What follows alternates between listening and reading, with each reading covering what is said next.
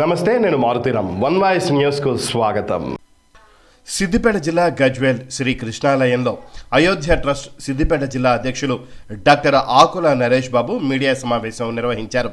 ఈ సమావేశంలో ఆయన మాట్లాడుతూ, హిందువుల చిరకాల కోరిక అయోధ్య రామమందిర నిర్మాణం చరిత్రాత్మకమని తెలిపారు.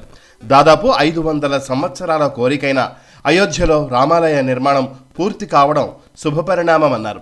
జనవరి 22వ తేదీన అయోధ్య శ్రీరామ జన్మభూమిలో శ్రీ బాలరాముని నూతన విగ్రహ ప్రాణప్రతిష్ఠ జరగనుందన్నారు.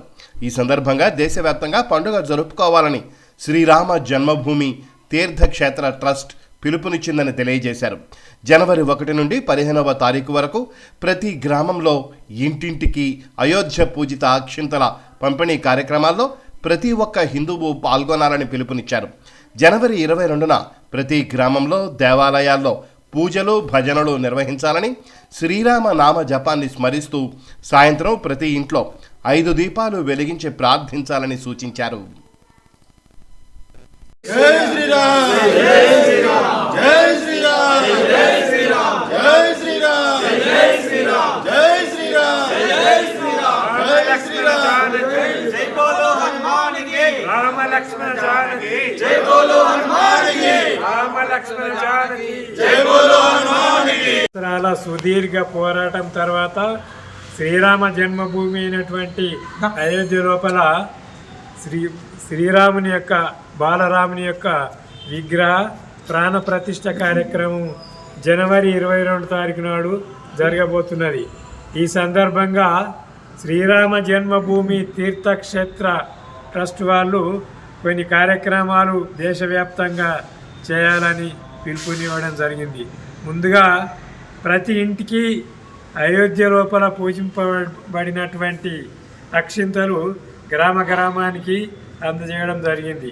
దానికి ప్రతి గ్రామం లోపల ప్రతి వార్డు లోపల కూడా కమిటీలు ఏర్పడి ఇంటింటికి వెళ్ళి శ్రీరామ పూజిత అక్షంతలు అందజేయాల్సిన అవసరం ఉంది.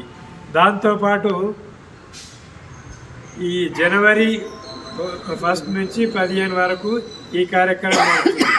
జనవరి 22 తారీఖు నాడు ఏదైతే అయోధ్య లోపల ప్రాణప్రతిష్ఠ కార్యక్రమం జరగబోతుందో ఆ రోజు ఉదయం నుంచి సాయంత్రం దేశవ్యాప్తంగా ఏం కార్యక్రమాలు చేయాలని శ్రీరామ జన్మభూమి తీర్థక్షేత్ర ట్రస్ట్ వాళ్ళు పిలుపునియడం జరిగింది.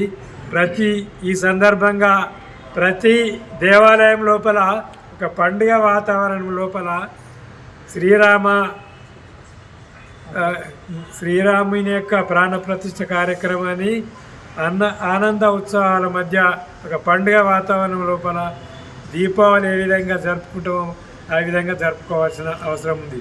ఉదయం 11 గంటల నుంచి 1 గంట వరకు అన్ని దేవాలయాల్లో శ్రీరాముని యొక్క భజనలు, హనుమాన్ చాలీసా, ఈ విధంగా శ్రీరామ జయ రామ జయ జయ రామ అనే శ్రీరామ మంత్రం 108 సార్లు జపం చేయాల్సిన అవసరం ఉంది.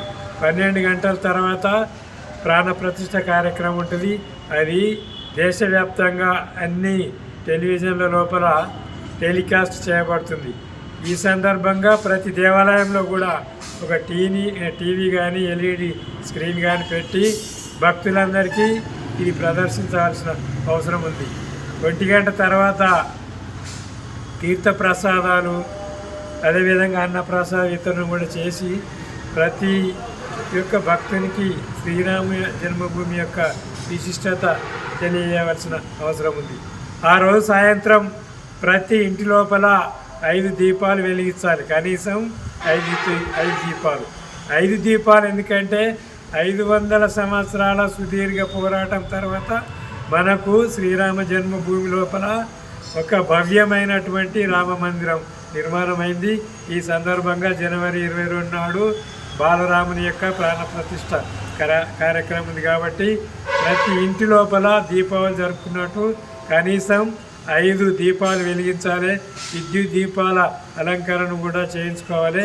శ్రీరామ జయ రామ జయ జయ రామ అని శ్రీరామ జయ మహామంత్రాన్ని కూడా ప్రతి ఇంటి లోపల చేయాల్సిన అవసరం ఉందని తెలియజేస్తూ జై శ్రీరామ్.